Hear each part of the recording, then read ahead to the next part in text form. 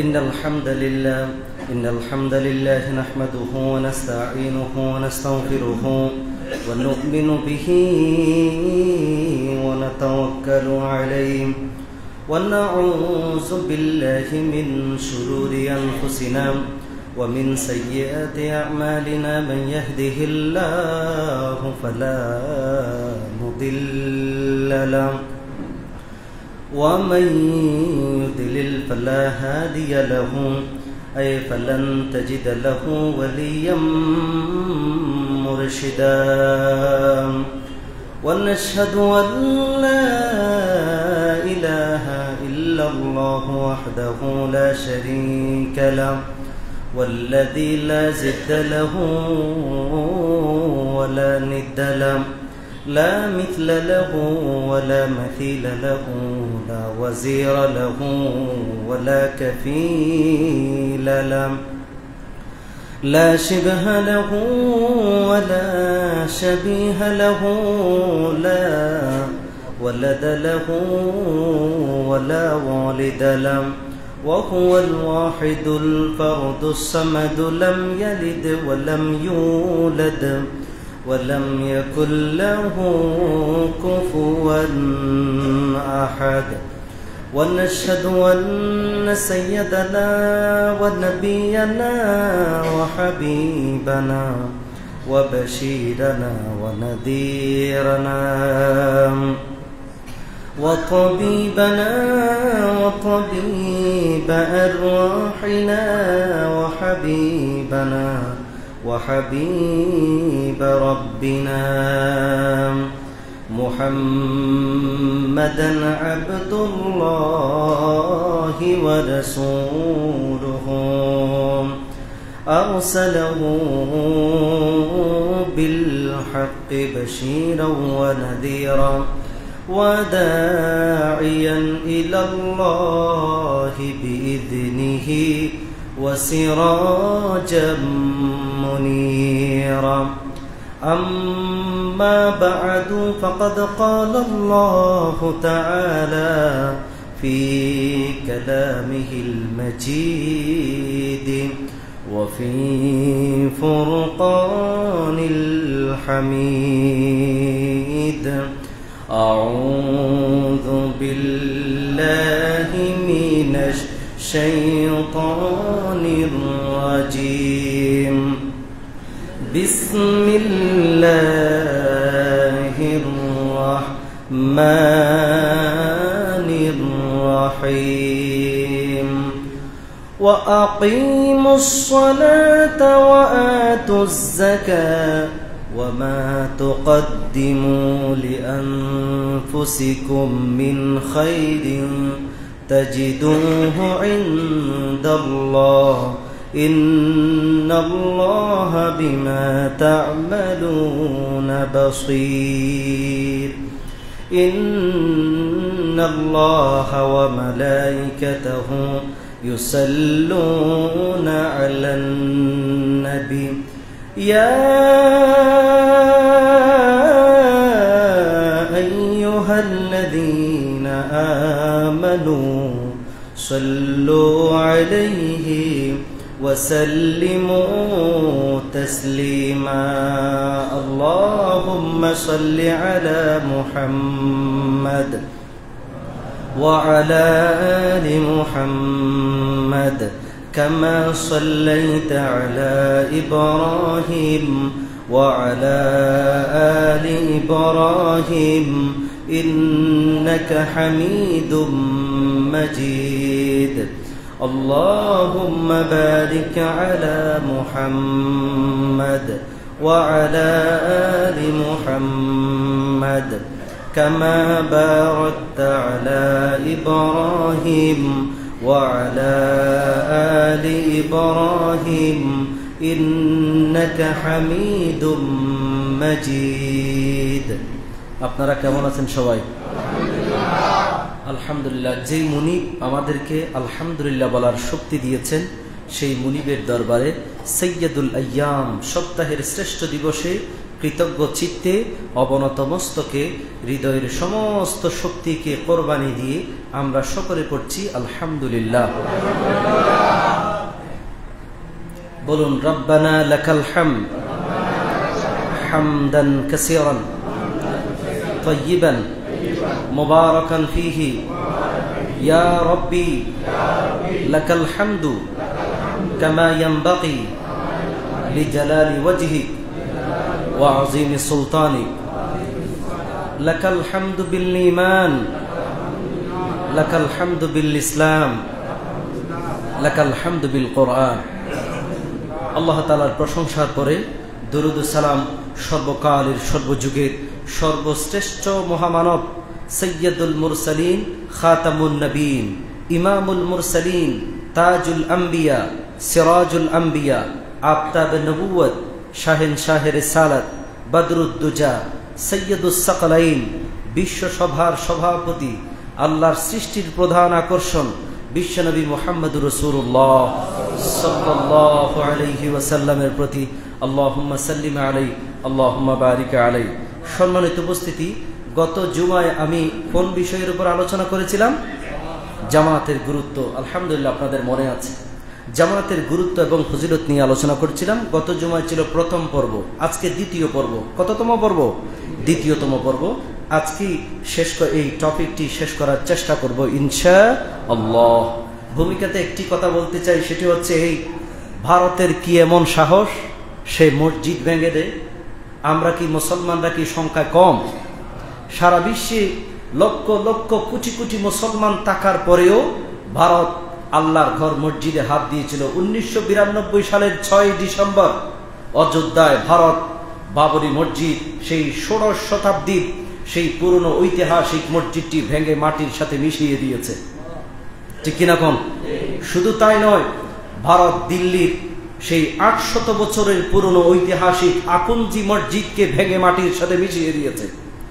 ভারত হরিয়ানা প্রদেশের 50 বছরের পুরনো সেই মসজিদকে ভেঙে মাটির সাথে মিশিয়ে দিয়েছে। ইতিহাস থেকে বলছি, ঠিক কিনা কোন? শুনে রাখো, ভারত মসজিদের ইটগুলি যেভাবে তোমরা খুলে নিয়েছ, মসজিদগুলিকে ভেঙে চুরমার করে দিয়েছ, ইনশাআল্লাহ নিকটতম ভবিষ্যতে ভারতের প্রত্যেকটা ইঞ্চি ইঞ্চি জমি ইটের মতো ইট যেভাবে মসজিদ থেকে খুলে নিয়েছ, ভেঙে দিয়েছ, তোমাদের সেই ভারত ভূখণ্ড একদিন ভেঙে চুরে খান খান হয়ে যাবে এবং চুরমার হয়ে যাবে। ঠিক কিনা কোন? এত কিছুর পরেও আপনারা একটি খবর, শুধু 2025 সালে ভারত প্রায় 30টি মসজিদ ভেঙে দিয়েছে, 225টি মাদ্রাসা ভেঙে মাটির সাথে মিশিয়ে দিয়েছে, 6টি ঈদগাহ মাঠ ভেঙে চুরে কান কান করে দিয়েছে, সেখানে তারা মন্দির নির্মাণ করেছে। এত কিছুর পরেও একটি সুসংবাদ হচ্ছে এই যে ভারতে একজন মর্দে মুজাহিদ, তার নাম হচ্ছে হুমায়ুন কবির, সে প্রাক্তন বিধায়ক। সে ঘোষণা দিয়েছে যে 33 বছর 6 দিন আগে যে বাবরি মসজিদটি মাটির সাথে মিশিয়ে দেওয়া হয়েছিল, ভেঙে দেওয়া হয়েছিল, সেই মসজিদের আদলে যে পশ্চিমবঙ্গের মুর্শিদাবাদে আরেকটি নতুন বাবরি মসজিদ নির্মাণ করা হবে। বাবরি মসজিদ নির্মাণ করা হবে ওই পুরাতন বাবরি মসজিদের আদলে। সেই জন্য তারা ফান্ড সংগ্রহ করেছে। ইতিপূর্বে আমার কাছে খবর আসছে, নারীরা নিজেদের গলার হার, স্বর্ণের চেইন সবগুলি তারা উৎসর্গ করতেছে, দান করতেছে নতুন করে আরেকটা বাবরি মসজিদ নির্মাণ করার জন্য। ভারতের পশ্চিমবঙ্গের মুর্শিদাবাদে সেই 30 কাঠা জমির উপরে ঐতিহাসিক আবার নতুন করে আরেকটা বাবরি মসজিদ নির্মাণ হবে ইনশাআল্লাহ।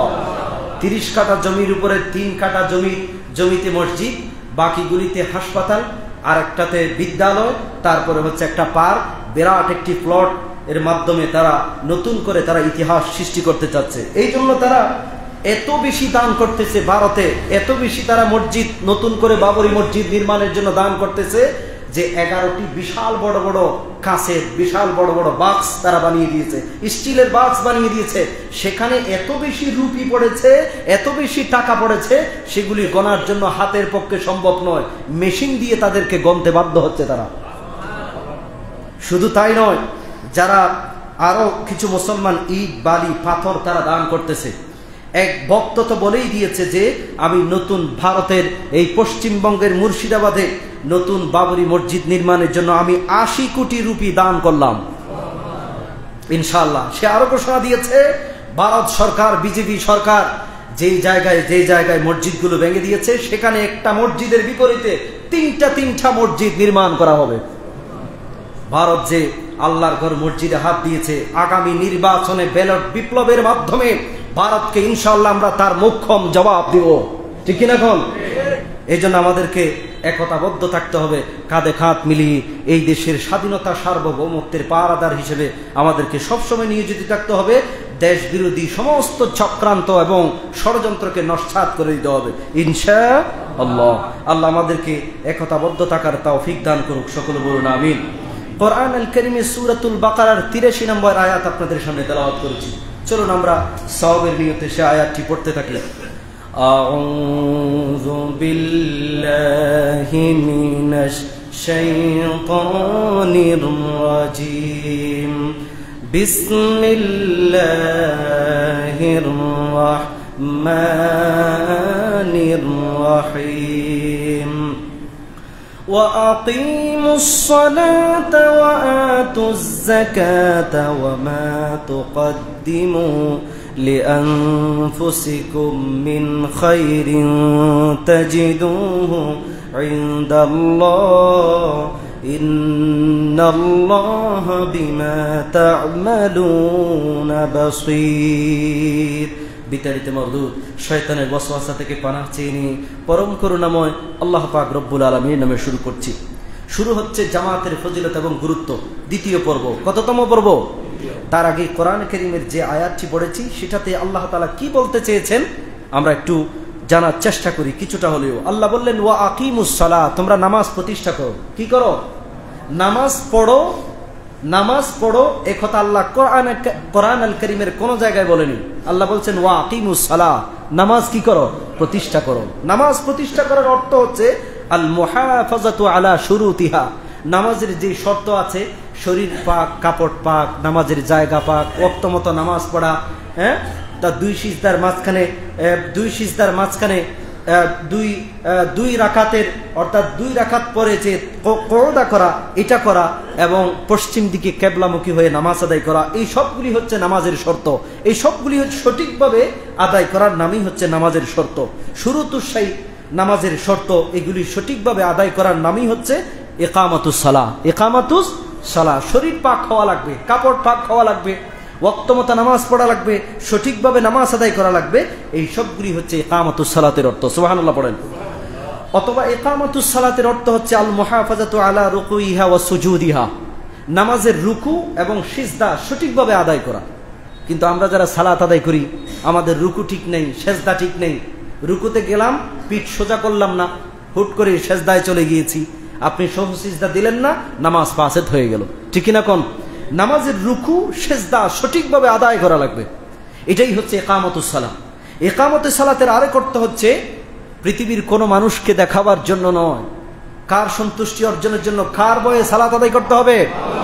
আল্লাহর সন্তুষ্টির জন্য। পৃথিবীর মানুষ আপনাকে মুসল্লি বলুক আর না বলুক, সেটি আপনি তাওয়াক্কা পরোয়া করি না। আমরা নামাজ পড়ি কার সন্তুষ্টির জন্য? এটাই হচ্ছে ইকামাতুস সালাহ। ইকামাতুস সালাত মানে হচ্ছে আল্লাহর ভয়ে, আল্লাহর সন্তুষ্টি অর্জনের জন্য নামাজ আদায় করা, এটাই ইকামাতুস সালাহ। ইমাম ফখরুদ্দিন রাজি এই কথাটি বলেছেন। ইমাম জালালউদ্দিন সুয়ুতি বললেন আল মুহাফাজাতু আলা আওকাতিহা, আসরের সালাত মাগরিবে পড়া, মাগরিবের সালাত ইশারে পড়া, ইশারের সালাত ফজরে পড়া, এটার নাম ইকামাতুস সালাত না। ইকামাতুস সালাত মানে হচ্ছে সঠিক সময়ে, নির্ধারিত সময়ে নামাজ আদায় করা, এটার নামই হচ্ছে ইকামাতুস সালাহ। সুবহানাল্লাহ পড়েন। আল্লামা জালালউদ্দিন মহল্লি বললেন যে ইকামাতুস সালাত মানে হচ্ছে যেই মুসল্লিকে দেখলে আর একটা নতুন মুসল্লি সৃষ্টি হয়, তার নামাজের সৌন্দর্য, তার রুকু, তার নামাজের বৈশিষ্ট্য, এগুলি দেখলে যে নতুন মুসল্লি যদি সৃষ্টি হয় তাহলে বুঝতেই হবে এই লোকটার নামাজ ইকামতে সালাতের অন্তর্ভুক্ত হয়ে গেছে। সুবহানাল্লাহ পড়েন। অথবা ইকামাতুস সালাত মানে হচ্ছে তাদিল আরকান, নামাজের রক্ষণগুলো সঠিকভাবে আদায় করা। রুকুতে গিয়েছেন, রুকু থেকে আপনি দাঁড়িয়েছেন, সামি আল্লাহু লিমান হামিদা রব্বানা লাকাল হামদ হামদান কাসীরান তাইয়িবান মুবারাকান ফীহি। এভাবে করে রুকু থেকে সোজা দাঁড়ানো, দুই সিজদার মাঝখানে অন্তত এক তাসবিহ পরিমাণ তো বটেই। সেজদা থেকে মাথা উঠালেন, এক তাসবিহ পরিমাণ স্থির থাকা, আবার সেজদায় গিয়ে অপেক্ষা করা, সিজদা গিয়ে তাসবিহ পড়া, নামাজের রুকনগুলো ধীরস্থিরভাবে আদায় করা, এটার নামই হচ্ছে ইকামাতুস সালাহ। সুবহানাল্লাহ পড়েন। এই জন্য রব্বুল আলামিন কোরআনে কারীমে এক জায়গায় দুই জায়গায় নয় 32 বার রব্বুল আলামিন ইকামতের সালাতের কথা বলেছেন, 82 বার নামাজের কথা বলেছেন। কয়বার? 82 বার নামাজের কথা বলেছেন, সালাতের কথা বলেছেন। আর রব্বুল আলামিন 32 বার ইকামতুস সালাত বলেছেন, ইকামতুস সালাতের কথা বললেন। রব্বুল আলামিন বললেন ওয়া আন আকিমুস সালাতা ওয়াত্তাকুহু ওয়া হুয়াল্লাযী ইলাইহি তুহশারুন। জোরে বলেন আল্লাহু আকবার। আল্লাহ বললেন তোমরা নামাজকে প্রতিষ্ঠা করো। নামাজ পড়তে বলা হয়, নামাজকে প্রতিষ্ঠা করো। আর রব্বুল আলামিনকে ভয় করো, যে রব্বুল আলামিনের সামনে কিয়ামতের দিন তোমাদেরকে একত্রিত হওয়া লাগবে। এরপরে রব্বুল আলামিন বললেন ওয়া আকিমুস সালাতা ওয়া বাশশিরিল মুমিনিন। সুবহানাল্লাহ পড়েন। রব্বুল আলামিন বললেন নামাজ প্রতিষ্ঠা করো এবং মুমিনদেরকে সুসংবাদ দাও, নিশ্চয় মুমিনরা কোথায় যাবে? জান্নাতে না জাহান্নামে? জান্নাতে যাবে। এরপরে রব্বুল আলামিন বললেন নামাজের কথা, যেই যেই জায়গায় রব্বুল আলামিন বললেন ইকামাতুস সালাতের কথা বললেন, রব্বুল আলামিন সূরাতুন নূরে সুন্দর করে বললেন ওয়া আকিমুস সালাতা ওয়া আতুজ যাকাত ওয়া আতিউর রাসূল লাআল্লাকুম তুরহামুন। জোরে বলেন আল্লাহু আকবার।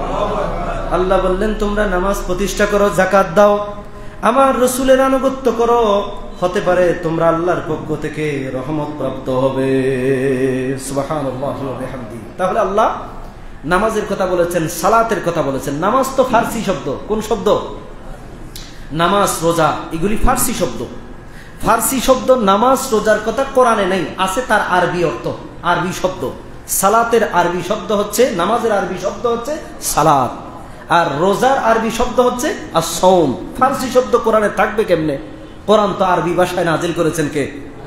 এই নামাজের কথা, সালাতের কথা আছে কোরআনে একবার দুইবার নয়, 82 বার আল্লাহ নামাজের কথা বলেছেন। আর ইকামাতুস সালাতের কথা বলেছেন 32 বার।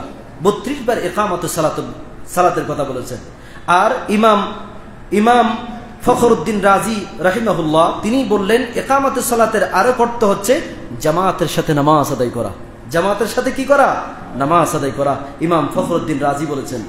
এরপরে আল্লাহর হাবিব সাল্লাল্লাহু আলাইহি ওয়াসাল্লাম জামাতের ব্যাপারে খুব কঠোর হুঁশিয়ারি উচ্চারণ করেছেন। আল্লাহর হাবিব বললেন যে ব্যক্তি পাশে মসজিদ থাকার পরেও ঘরে বসে নামাজ আদায় করে, আমার ইচ্ছে হয় যে আমার ইমামতির জায়গা আরেকজন ইমাম নির্বাচন করে আমি তার ঘরে গিয়ে তার ঘরটি আগুন দিয়ে জ্বালাই দেই। এমনটাই আমার মনে চায়। ঘরের ভেতরে যদি মেয়ে লোক এবং শিশুরা যদি না থাকতো, আমার ইচ্ছে হয় আমি রাহমাতুল লিল আলামিন হয়ে তার ঘরটারে আগুন দিয়ে জ্বালাইতে আমার ইচ্ছে করে।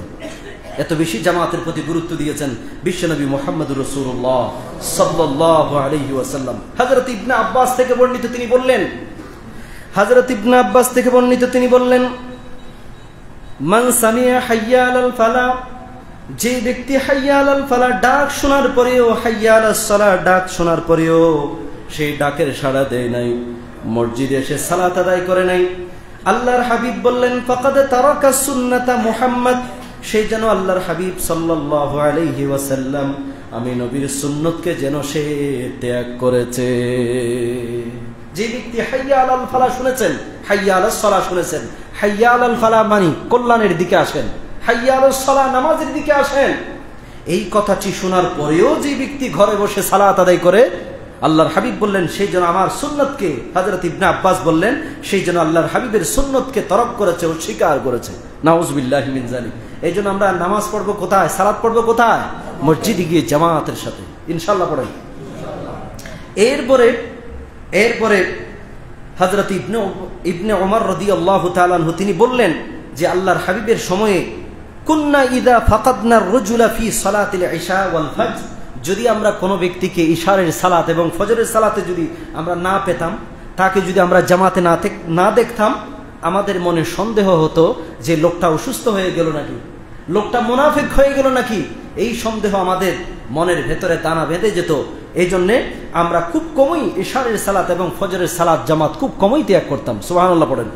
এই জন্য আমাদেরকে বিশেষ করে প্রতি ওয়াক্ত সালাত আমরা তো জামাতের সাথে পড়বই, বিশেষ করে ইশারের সালাত এবং ফজরের সালাত, এই সালাতটি কখনো জামাত ত্যাগ করা যাবে না। প্রত্যেক ওয়াক্ত সালাত, 5 ওয়াক্ত সালাত মসজিদে তাকবীরুল্লাহর সাথে বা জামাত ইমাম সাহেবের পেছনে আমরা আদায় করব ইনশাআল্লাহ। তাহলে আল্লাহর হাবিব সাল্লাল্লাহু আলাইহি ওয়াসাল্লাম আমাদেরকে সব সময় উৎসাহিত করেছেন জামাতের ব্যাপারে। হযরতে সাঈদ ইবনুল মুসাইয়িব রাহিমাহুল্লাহ, তিনি মদিনার একজন প্রখ্যাত তাবিঈ ছিলেন। তিনি মদিনার 7 ফুকাহার একজন ছিলেন। তিনি বললেন, মা ফাতাতনি তাকবীরাতুল উলা মুনযু 50 সানা।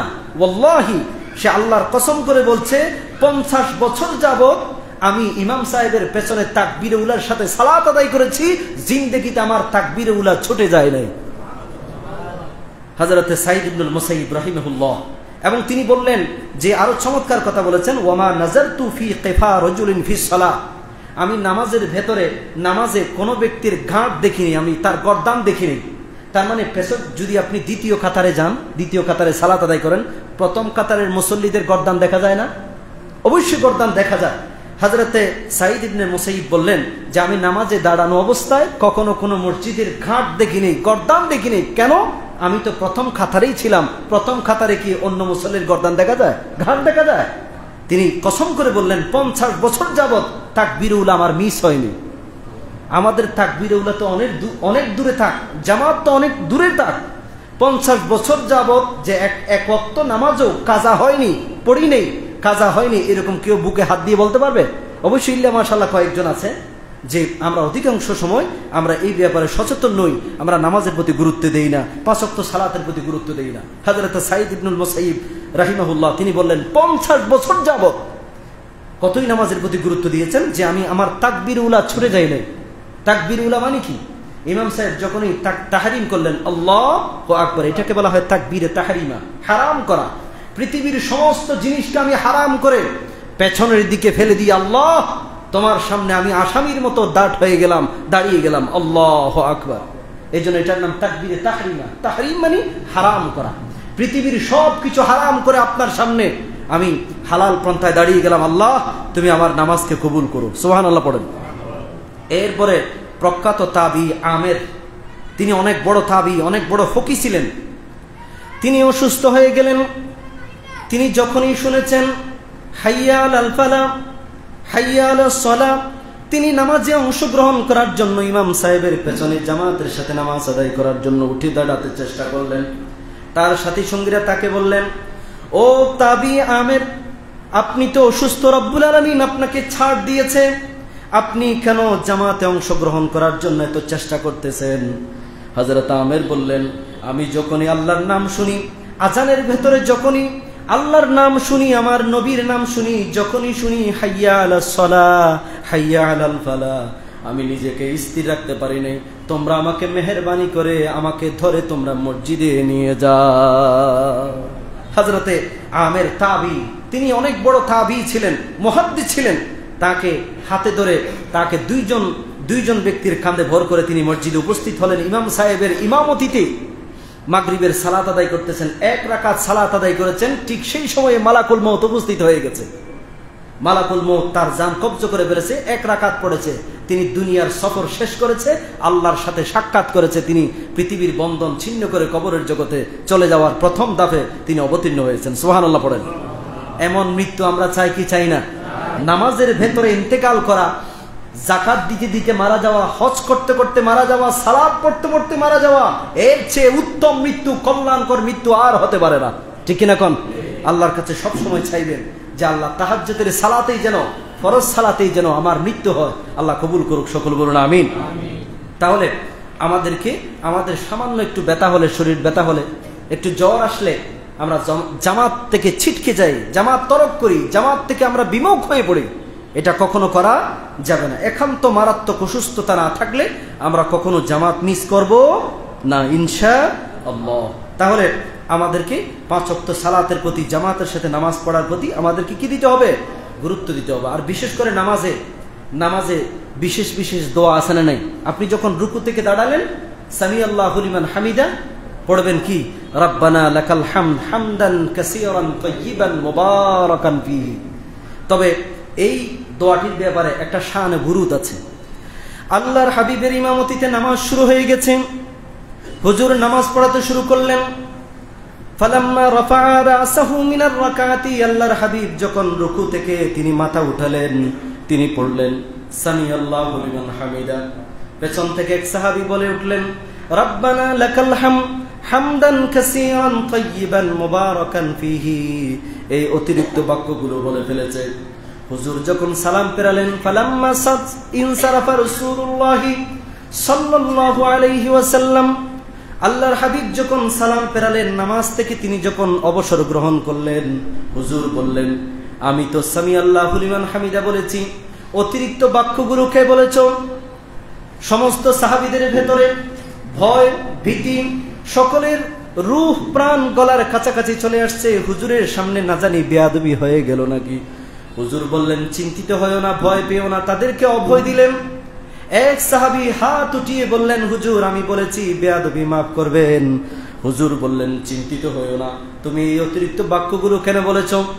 সাহাবী বললেন হুজুর আল্লাহর প্রশংসা কম কম করলে আমার ভালো লাগে না, এই জন্য আল্লাহর প্রশংসা বেশি করে করে দিয়েছি। হুজুর বললেন তাহলে শোনো, তুমি যখন এই বাক্যগুলো নামাজে তুমি বলছিলা, এই তাসবিহগুলো তুমি যখন বলছিলা, আল্লাহর আকাশের 30 জনেরও বেশি ফেরেশতা, তাদের মধ্যে প্রতিযোগিতা শুরু হয়ে গেছে কার আগে তোমার আমল নামায় সওয়াব লিপিবদ্ধ করবে। এই জন্য রুকু থেকে উঠেই পড়বেন যে রাব্বানা লাকাল হামদ হামদান কাসীরান তাইয়িবান মুবারাকান ফীহি। ভুলে যাবেন কখনো? এটা পড়বেন রাব্বানা লাকাল হামদ হামদান কাসীরান তাইয়িবান মুবারাকান ফীহি। আবার 2 সেজদার মাঝখানে দোয়া আছে না নাই? সেজদা থেকে উঠিও দোয়া আছে না নাই? এই হাদিস শরীফে আসছে যে আদ-দুআউ বাইনাস সিজদাতাইন আবিস সুজুদ, সেজদার ভেতরে আমরা তো শুধু সেজদার ভেতরে সুবহান রাব্বিয়াল আলা এটাই পড়ি, কিন্তু এর ভেতরে আরো কত শত শত দোয়া আছে। সহিহ বুখারীতে আছে, মুসলিমে আছে, তিরমিজিতে আছে, বিভিন্ন হাদিসের গ্রন্থে আছে, অসংখ্য দোয়া আছে। তবে আমরা গুরুত্বপূর্ণ একটি দোয়া আছে, সেটি হচ্ছে যে আল্লাহুম্মা গফিরলি ওয়ারহামনি ওয়াহদিনি ওয়ারযুকনি ওয়াআফিনি। আল্লাহ তুমি আমাকে রিজিক দাও, হায়াত দাও, আমাকে ক্ষমা করো, আমার উপর দয়া করো। এই দোয়াটি করার দরকার আছে না নাই? মুসলিম শরীফ আরেকটি হাদিসে আসছে যে সেখানে আপনি সেজদায় দোয়া করবেন, অথবা 2 সেজদার মাঝখানে সেজদা একটা দিয়েছেন, আবার হুট করে সেজদায় যাবেন না, মাঝখানে একটু বিরতি দিবেন। বিরতি দিয়ে একটা দোয়া পড়বেন আল্লাহুম্মা শফিনি মিন মারাজ। আল্লাহ তুমি আমাকে অসুস্থতা থেকে আমাকে তুমি হেফাজত করো, আমাকে তুমি সুস্থতা দান করো, আমাকে তুমি শেফা দান করো। বাংলায় না আরবিতেই বলবেন। এরপরে বলবেন আল্লাহুম্মা রযুকনি যাওজাতান সালিহা। আল্লাহ তুমি আমাকে নেককার স্ত্রী দাও। মুয়াত্তা ইমাম মালিকে আসছে, আল্লাহ তুমি আমাকে নেককার স্ত্রী দাও। আল্লাহুম্মা ইয়াসসিরলি যুররিয়াতান তাইয়্যিবা। হে আল্লাহ তুমি আমাকে নেককার সন্তান দাও। এগুলো ছেয়ে আল্লাহর কাছ থেকে নিয়ে নেবেন। সুবহানাল্লাহ পড়েন। তাহলে সেজদায় গেলে পড়বেন আল্লাহুম্মা গফিরলি ওয়ারহামনি ওয়াহদিনি ওয়ারযুকনি ওয়াআফিনি। এই দোয়াটি পড়বেন তো ইনশাআল্লাহ। যাদের মুখস্থ নাই লিখে নেবেন, গুগলে সার্চ করলেও পাবেন, অথবা এই আলোচনা থেকেও পরবর্তীতে ভিডিও আকারে আসবে, অথবা ফেসবুক লাইভ হচ্ছে, এখান থেকে আপনারা শিখতে পারবেন। এরপরে নামাজের পরে কিছু দোয়া আছে, সেই নামাজের কিছু দোয়া আছে, এগুলি আমরা আমল করার চেষ্টা করব। নামাজ সালাম ফেরানোর পরেই পড়বেন হাত্তা ক্বালাহা সালাসা মাররা আস্তাগফিরুল্লাহ আস্তাগফিরুল্লাহ আস্তাগফিরুল্লাহ। কয়বার? 3 বার। আস্তাগফিরুল্লাহ আস্তাগফিরুল্লাহ আস্তাগফিরুল্লাহ। তারপর পড়বেন আল্লাহুম্মা আনতাস সালাম ওয়া মিনকাস সালাম তাবারাকতা ইয়া যাল জালালি ওয়াল ইকরাম। এরপরে পড়বেন লা ইলাহা ইল্লাল্লাহু ওয়াহদাহু লা শারীকা লাহু লাহুল মুলকু ওয়া লাহুল হামদু ওয়া হুয়া আলা কুল্লি শাইইন কাদির। এরপরে সুবহানাল্লাহ 33 বার, আলহামদুলিল্লাহ 33 বার, আল্লাহু আকবার 33 বার। এরপরে পড়বেন আয়াতুল কুরসি, আল্লাহু লা ইলাহা ইল্লা হুয়াল হাইয়ুল কাইয়্যুম। এই আমলগুলি করবেন। আল্লাহর হাবিব তাই করতেন। এত বেশি নামাজের পরে বাদা ফিরাদিস সালাহ এত বেশি দোয়া আছে, আপনি 1 ঘন্টার আগে মুসাল্লা থেকে সালাতের এই জায়নামাজ থেকে উঠতেই পারবেন না, এত বেশি দোয়া। তাহলে কি করবেন? সালাম ফেরানোর পরে কি পড়বেন? 3 বার আস্তাগফিরুল্লাহ আস্তাগফিরুল্লাহ 3 বার পড়বেন। এরপরে আল্লাহুম্মা আনতাস সালাম ওয়া মিনকাস সালাম, এটা পড়বেন। লা ইলাহা ইল্লাল্লাহু ওয়াহদাহু লা শারীকা লাহু লাহুল মুলকু ওয়া লাহুল হামদু ওয়া হুয়া আলা কুল্লি শাইইন কাদির। 33 বার সুবহানাল্লাহ, আলহামদুলিল্লাহ 33 বার, আল্লাহু আকবার 33 বার বা 34 বার আয়াতুল কুরসি পড়বেন। তারপরে আপনি আল্লাহর কাছে চাইবেন, 100% দোয়া কবুল হবে ইনশাআল্লাহ। বাদা ফিরাদিস সালাহ, এই দোয়াগুলি পড়ে আল্লাহর কাছে চাইবেন। জীবনের সমস্ত সমস্যার আছাম করে দিতে পারেন কে? আল্লাহ। দুনিয়ার মানুষের কাছে চেয়ে কোনো লাভ আছে? এই দোয়াগুলি পড়ে কাকুতি মিনতি করে নিজের অশ্রুসিক্ত নয়নে আল্লাহর কাছে চাইবেন, ইনশাআল্লাহ আল্লাহ কবুল করবেন। সকল বলুন আমিন। আর বিশেষ করে জামাতের সালাত কখনো ত্যাগ করবেন না। আল্লাহর হাবিব সাল্লাল্লাহু আলাইহি ওয়াসাল্লাম তার জীবনের শেষ নামাজটাই তিনি জামাতের সাথে আদায় করেছেন। আল্লাহর হাবিব সোমবার অসুস্থ হয়ে গেলেন। অন্যান্য স্ত্রীদের কাছ থেকে বিদায় নিয়ে আল্লাহর হাবিব হযরত আয়েশার কক্ষে প্রবেশ করলেন। কোন স্ত্রীর কক্ষে প্রবেশ করলেন? হযরত আয়েশার কক্ষে প্রবেশ করলেন। সোমবার দিন আল্লাহর হাবিব নামাজ পড়িয়েছেন মসজিদে নববীতে। মঙ্গলবার সারাদিন নামাজ পড়িয়েছেন, মাগরিবের সালাত পড়িয়েছেন। মাগরিবের সালাতের পরে আল্লাহর হাবিবের অসুস্থতার মাত্রা বেড়ে গিয়েছে। আল্লাহর হাবিব বেহুশ হয়ে গেলেন। একবার দুইবার নয়, কয়বার?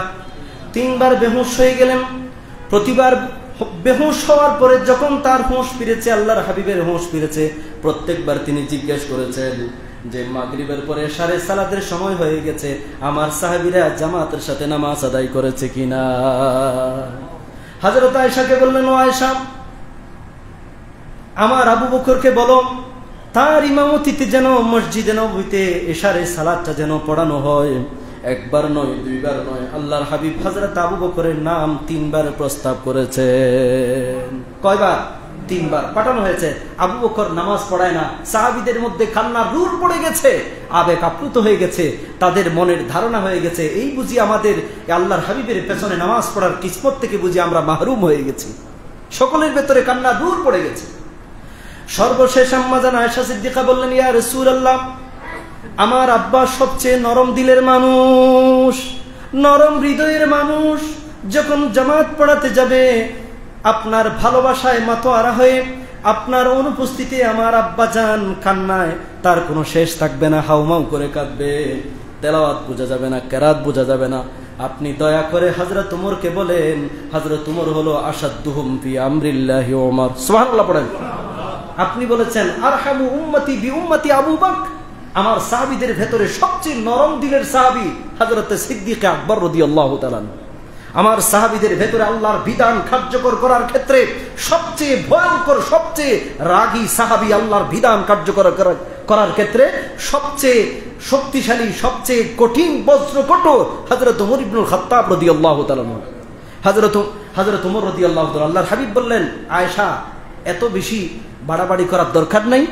হযরত আবু বকরের যে অবদান আল্লাহর হাবিবের জন্য, সমস্ত সাহাবীদের ভালোবাসা যদি এক পাল্লায় রাখা হয়, আবু বকর যে হিজরতের রাতে আমাকে সঙ্গ দিয়েছে, যে গারে সুরে অবস্থান করছিল, সেই 1টা ঘন্টা যদি এক পাল্লায় রাখা হয়, আল্লাহর কসম সমস্ত সাহাবীদের ভালোবাসা থেকে ওই আবু বকর যে হিজরতের রাতে 1 ঘন্টা সময় দিয়েছে, সেই 1 ঘন্টা সময় মুহূর্তেই পাল্লায় ভারী হয়ে যাবে। হযরত আবু বকরকে রাদিয়াল্লাহু তাআলা আনহুকে খবর পাঠানো হলো, ইয়া রাসূলুল্লাহ, হে আবু বকর, আল্লাহ রাসূল আপনাকে খবর পাঠিয়েছে যে আপনি সালাত পড়াবেন। আল্লাহর হাবিব মাগরিবের সালাত পড়িয়েছিলেন, এশারের সালাতের ইমামতি করেছেন মঙ্গলবার হযরত সিদ্দিক আকবর রাদিয়াল্লাহু তাআলা আনহু। আল্লাহর হাবিব আর মসজিদে যেতে পারেনি। এরপরে মঙ্গলবারের পরে কি বার? বুধবার। বুধবার যোহরের সালাতের আগেই আল্লাহর হাবিব কিছুটা সুস্থ হয়েছিলেন। কিছুটা কি হয়েছিলেন? সুস্থ হয়েছিলেন। আল্লাহর হাবিব 2 জন সাহাবীর কাঁধের উপর ভর করে তিনি যোহরের সালাতের ইমামতি করার জন্য মসজিদে নববীতে প্রবেশ করলেন। সুবহানাল্লাহ পড়েন। আল্লাহর হাবিব 2 জন সাহাবীর কাঁধের উপর ভর করে মসজিদে নববীতে প্রবেশ করলেন। একজন সাহাবীর নাম হলো হযরত আলী রাদিয়াল্লাহু তাআলা, আরেকজনের নাম হলো হযরতে ফদল ইবনে আব্বাস রাদিয়াল্লাহু তাআলা। 2 জন সাহাবীর কাঁধের উপর ভর করে আল্লাহর হাবিব মসজিদে নববীতে প্রবেশ করলেন। ইতিপূর্বে আবু বকরের ইমামতিতে নামাজ শুরু হয়ে গেছে। আল্লাহর হাবিবের আগমনের স্পষ্ট বার্তা পেয়ে হযরত আবু বকর নিজের ইমামতির দায়িত্ব থেকে সরে গেলেন। আল্লাহর হাবিবকে ইমামতির দায়িত্ব দিলেন। আল্লাহর হাবিব যোহরের সালাত পড়ালেন। যোহরের সালাত পড়ানোর পরে আল্লাহর হাবিব সংক্ষিপ্ত একটি ভাষণ দিয়েছেন। সাহাবীদের ভেতরে কান্নার রুল পড়ে গেছে। সাহাবীদের কান্নার কোনো শেষ নাই। হযরত আবু বকর কাঁদে, হযরত আলী কাঁদে।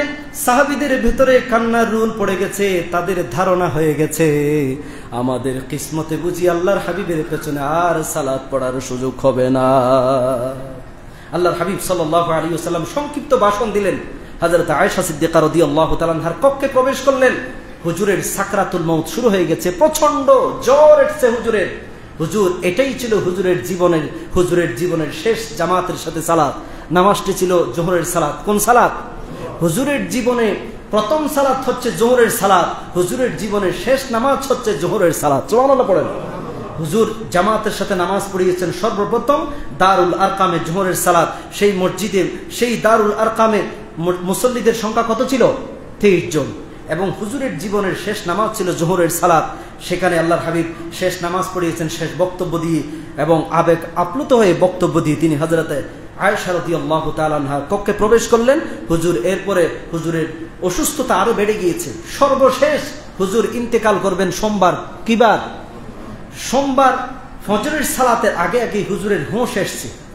হুজুরের একটু হোঁশ আসছে, কিছুটা তিনি সুস্থতা অনুভব করলেন। এরপর আল্লাহর হাবিব হযরত আয়েশাকে বললেন, ও আয়েশা, আমি বুঝি আমার রফিকে আলা, আমি আমার রবের সাথে বুঝি শীঘ্রই মোলাকাত করব, তুমি আমার মাথাটা উঁচু করে ধরো, আমি জামাতের দৃশ্যটা দেখতে চাই। কিসের দৃশ্য? আমি একটু জামাতের দৃশ্যটা দেখতে চাই। আল্লাহর হাবিবের মাথাটা উঁচু করে ধরা হলো। আল্লাহর হাবিব জামাতের দৃশ্যটি দেখতে শুরু করলেন, আর আল্লাহর হাবিবের চোখ বেয়ে বেয়ে অশ্রু, চোখের পানি জমিনে পড়তে শুরু করে দিয়েছে। হযরত আয়েশা বললেন, ইয়া রাসূলুল্লাহ, জামাতের দৃশ্য দেখে আপনি কান্নাকাটি কেন করতেছেন? আপনার চোখে পানি কেন? হুজুর বললেন, এটা কোনো দুঃখের পানি নয় ও আয়েশা, এটা আনন্দের কান্না, আনন্দের পানি। কেন যেন আমার যেন মনে হচ্ছে এই জামাতকে প্রতিষ্ঠা করার জন্য, এই জামাতকে বাস্তবিক রূপ দান করার জন্য তায়েফের ময়দানে রক্তাক্ত হয়েছি, উহুদের ময়দানে দান দান মুবারক শহীদ হয়েছে, সাহাবায়ে কেরাম জীবন দিয়েছেন, কত শত শত সাহাবী মারা গিয়েছে। আমার কেন যেন মনে হচ্ছে কিয়ামত পর্যন্ত কত সুন্দর করে আমার সাহাবীরা আবু বকরের ইমামতিতে নামাজ আদায় করতেছে। আমার মনে হচ্ছে কিয়ামত পর্যন্ত আমার উম্মতগুলি এভাবে করে জামাতের সাথে সালাত আদায় করবে। হুজুর খুশি হয়ে গেলেন। এরপরে শাস্তের সময় আল্লাহর হাবিব সাল্লাল্লাহু আলাইহি ওয়াসাল্লাম তার রবের সান্নিধ্যে চলে গিয়েছে। ইন্না লিল্লাহি ওয়া ইন্না ইলাইহি রাজিউন। হুজুর ইন্তেকালের সময় বেশি কিছু বলেন নাই, স্ত্রীর কথা বলেন নাই, আত্মীয় স্বজনের কথা বলেন নাই। সর্বশেষ হাদিস যেই কথাটি তিনি বলেছেন, আসসালাত আসসালাত, নামাজ নামাজ, আমার উম্মতরা তোমরা নামাজ ছেড়ে দিও না। সর্বশেষ কথা হুজুরের তাই ছিল।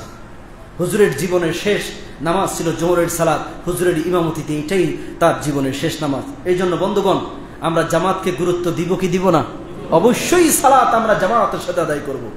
কিন্তু ফজরের নামাজের মুসল্লির সংখ্যা খুবই হতাশাজনক, ঠিক না? কোন যত মুসল্লি আপনারা আমার সামনে বসে আছেন, আলোচনা শুনতেছেন, তত মুসল্লি কি ফজরের সালাতে হয় না? আমরা চেষ্টা করব ফজরের সালাত থেকে ছিটকে গেলেন মানে সমস্ত বারাকা থেকে, সারা দিনের সমস্ত বারাকা, সমস্ত মঙ্গল থেকে আপনি ছিটকে গিয়েছেন, ঠিক কিনা? কোন আল্লাহ আমাদের সকলকে জামাতের সাথে নামাজ আদায় করার তৌফিক দান করুক। সকলে বলুন আমিন। বিশেষ করে ফরজ সালাতের পরে এই দোয়াগুলি পড়তে কখনো ভুলবেন না। আস্তাগফিরুল্লাহ আস্তাগফিরুল্লাহ আস্তাগফিরুল্লাহ, লা ইলাহা ইল্লাল্লাহু ওয়াহদাহু লা শারীকা লাহু, লাহুল মুলকু ওয়া লাহুল হামদু ওয়া হুয়া আলা কুল্লি শাইইন কাদির। ভালো থাকবেন, সুস্থ থাকবেন। সকলের সুস্থতা আল্লাহর কাছে কামনা করে আজকের জুমার এখানে ইতি টানলাম। ভালো থাকবেন, সুস্থ থাকবেন। আসসালামু আলাইকুম ওয়া রাহমাতুল্লাহি ওয়া বারাকাতুহু।